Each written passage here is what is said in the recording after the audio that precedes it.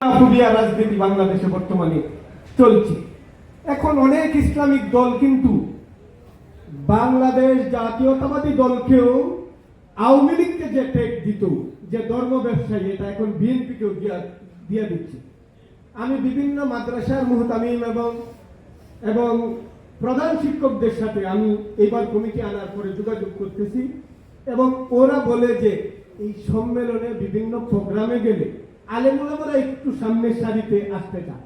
যুবদল, শ্রমিক দল, এরা হলো ব্যাপক আকারে, এদের সংখ্যা অনেক বেশি, কিন্তু ইসলামিক মূল্যবোধে বিশ্বাসী দল বিএনপি, এই দলে উলামায়ে কেরামের একটু জায়গা করে দিবেন যেন আসলে ওরা সম্মানিত জায়গাটায় বসতে পারে, থাকতে পারে।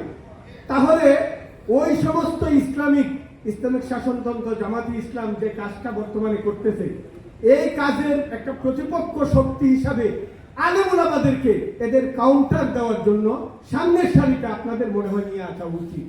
এটা আমি আজকের এই সম্মেলনে আমি প্রস্তাবনা দিচ্ছি, আপনারা এটাকে মূল্যায়ন করবেন আমি আশা করি।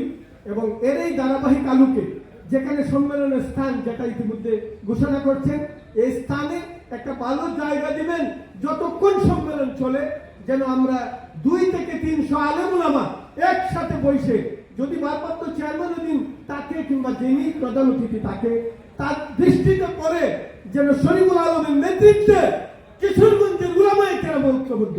এই কথা বলে আমি আমার বক্তব্য এখানে শেষ করছি। আল্লাহ হাফেজ। বাংলাদেশ জিন্দাবাদ, বাংলাদেশ জাতীয়তাবাদী উলামা দল জিন্দাবাদ, জিন্দাবাদ। ধন্যবাদ হাফেজ মোশাররফ হোসেনকে। এই পর্যায়ে